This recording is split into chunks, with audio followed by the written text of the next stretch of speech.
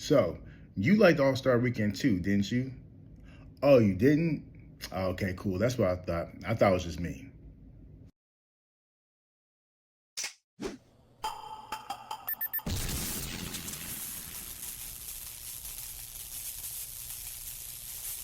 What's up, y'all? It's Quinn Steven. I'm back in another YouTube video, and let's get right into it. So we had the NBA All-Star Game. NBA All-Star Weekend was just this past weekend, Valentine's Day weekend in Inglewood, California, the Intuit Dome, the home of the Los Angeles Clippers. And let's dive into it.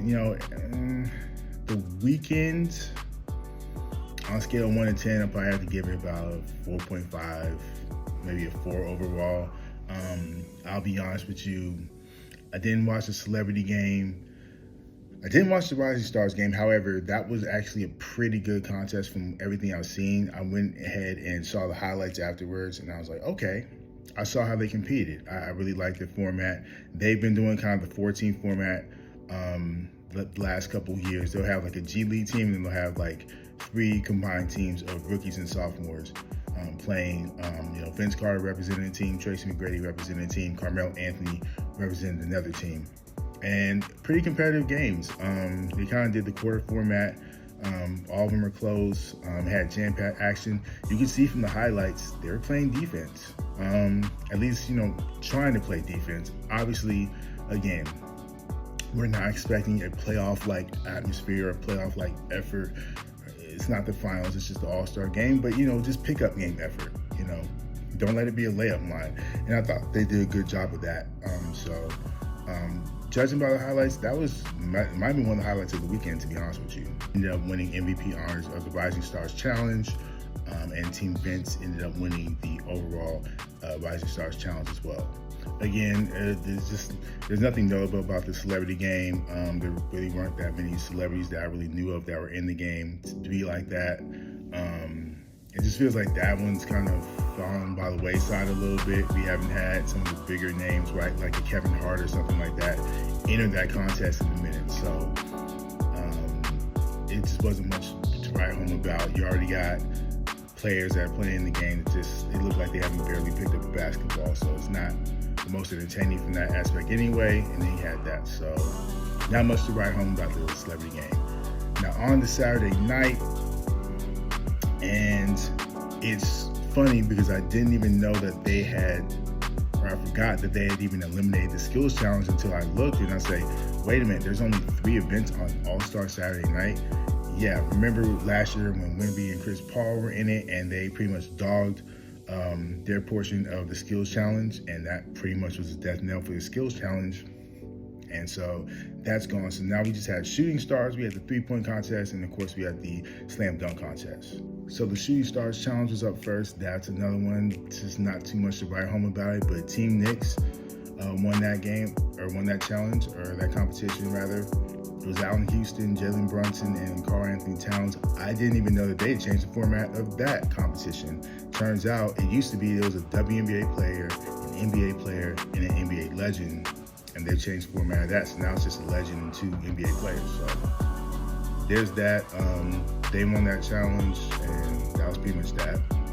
Then you move on to the 3-point contest, and come to find out, you got somebody that hasn't played all year who's on the injured reserve list, I'm pretty sure still, and Damian Lillard coming right off the bench to come in and win the contest again for the 2nd year in a row, as he beat out Devin Booker in the final round.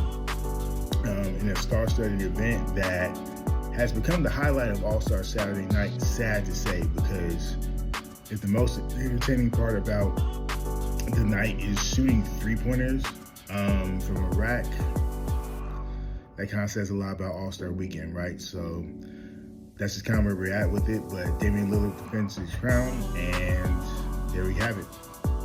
And then finally, it was on to the good old slam dunk competition. So you had Keyshawn Johnson of the Miami Heat, who ended up winning the competition. A player, he's off the end of the bench for the Heat, doesn't get much playing time. It was him, Jackson Hayes, Carter Bryant of the Spurs, a rookie, and Jace Richardson, the son of Jason Richardson, who won the slam dunk competition a couple times in the early 2000s with the Warriors. he was in the competition, and he almost gave himself a concussion if he didn't already. He tried that 360 from the baseline where the teammate lobs it off of the stanchion, off of the support of the backboard, launched it off of that, and he ends up missing the dunk. He gets hung, and then he kind of bops his head on the floor. Dangerous situation. He ends up getting up. He's fine. He ends up laughing it off later on Twitter, but scary moment for the dunk contest. We've already had a lot of criticisms about it. Stuff like that is definitely not going to help our case. So long story short, because there wasn't really too much to talk about with the dunk contest, Keyshawn Johnson ends up winning it.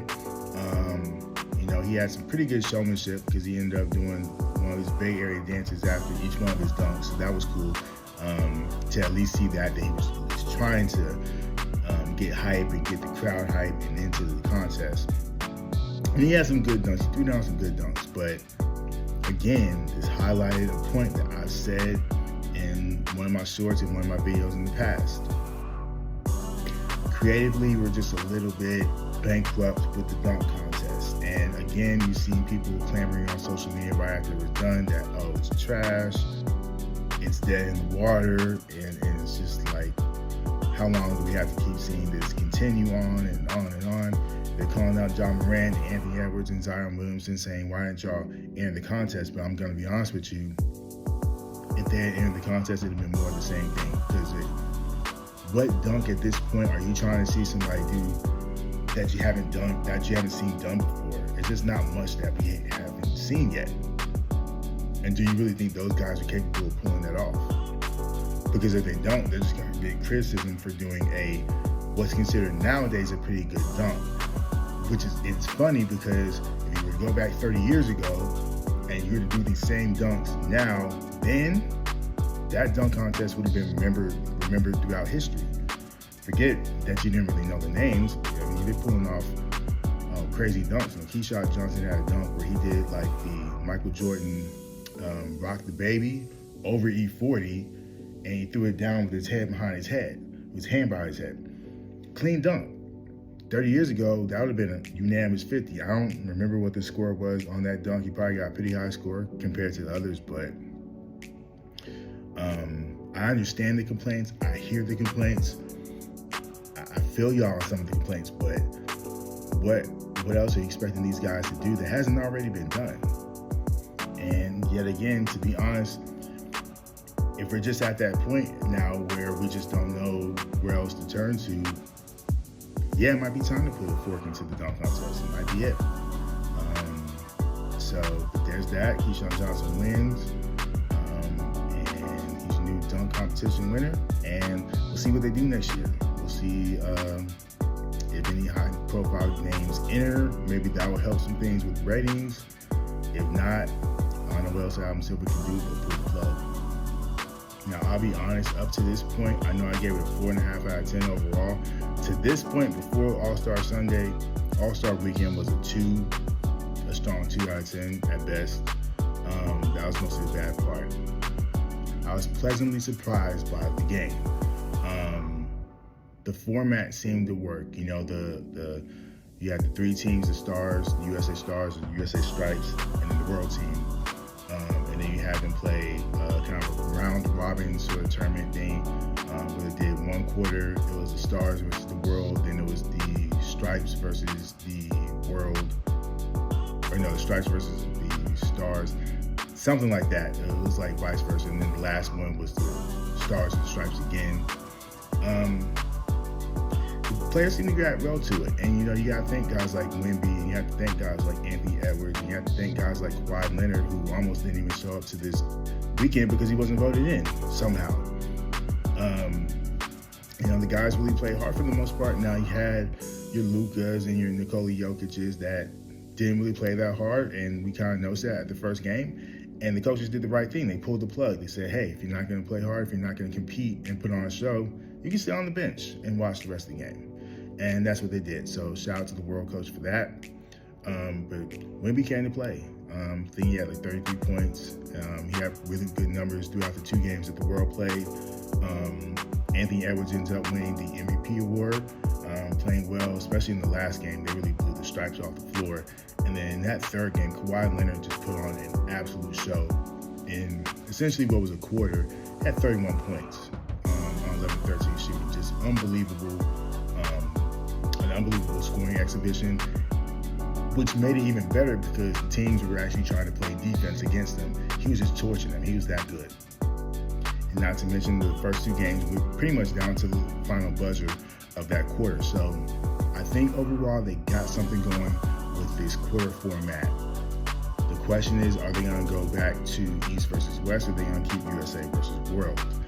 Now, before the game, there was quite a few All-Stars saying that they kind of want to go back to the East and West format. You know, they're trying some of the different gimmicks, and it just doesn't seem to work the best. But I think this worked, even though personally I would want to see East versus West more than anything else.